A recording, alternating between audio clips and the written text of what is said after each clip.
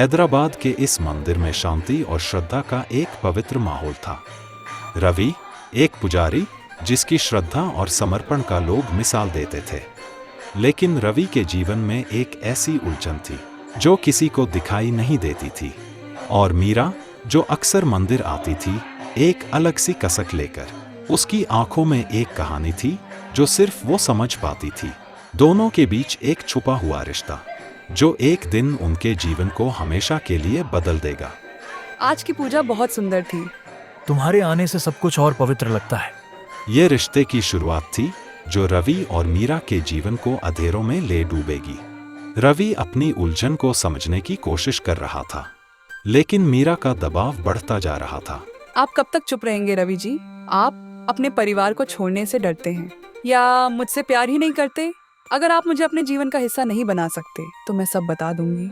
मीरा, ऐसा मत करो। तुम समझ नहीं रही हो कि इससे कितना कुछ बर्बाद हो जाएगा। तो फिर फैसला आपका होगा रवि जी।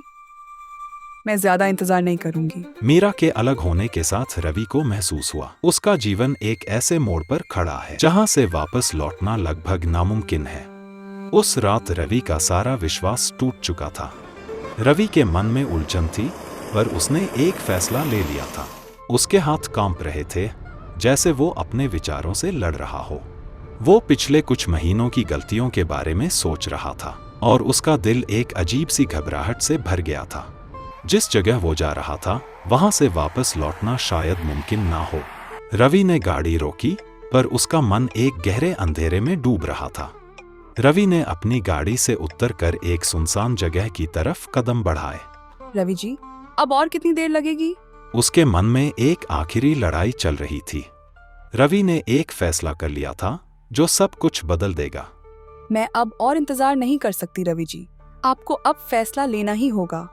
रवि ने एक पत्थर उठाया, जैसे उसके मन का अंधेरा अब बाहर निकल रहा हो।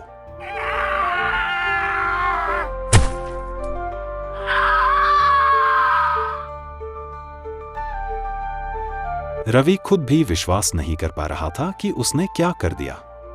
डर और घबराहट में रवि ने मीरा के शरीर को छुपाने की कोशिश की।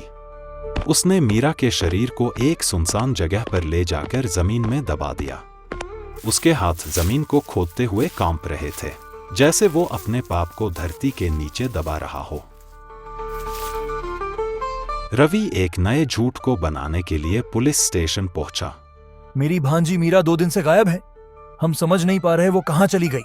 रवि ने पुलिस को मीरा के गायब होने की एक झूठी कहानी सुनाई। ये उसकी तस्वीर है। उसने कहा था वो शमशाबाद की तरफ जा रही है। विक्रांत को रवि की बातों में कुछ गड़बड़ महसूस हुई। रवि के चेहरे पर घबराहट दिखाई दे रही थी, पर उसने अपनी जज्बात छुपाने की कोशिश की। आप घर जाएं, हम मीरा को ढूंढने की कोशिश करेंगे।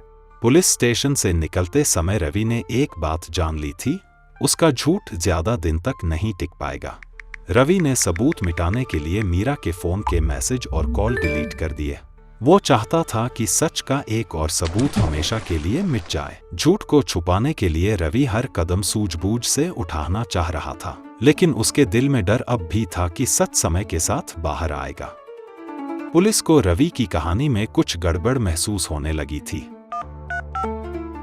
हम शमशाबाद के आसपास के इलाके की जांच शुरू करते हैं। शमशाबाद के जंगल में तलाश शुरू हुई। यहाँ कुछ अजीब लग रहा है। और फिर एक जमीन के नीचे कुछ छुपा हुआ दिखाई दिया। मीरा का शरीर जंगल से बरामद किया गया। पुलिस ने तस्वीर और जांच के आधार पर पहचान की तस्दीक की। रवि जी, सच बताइए, आप मीरा के साथ उस रात कहां थे?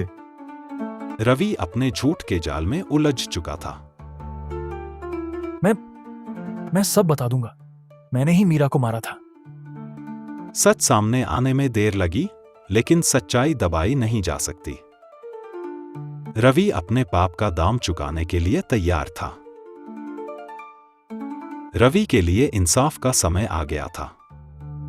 मुलजिम रवि को उम्र कैद की सजा दी जाती है। रवि ने अपने गुनाहों का बोझ स्वीकार कर लिया था।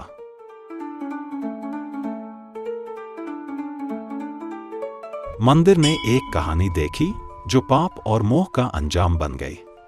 और ये था मोह का वो चेहरा जो एक जिंदगी को हमेशा के लिए अंधेरों में ले गया।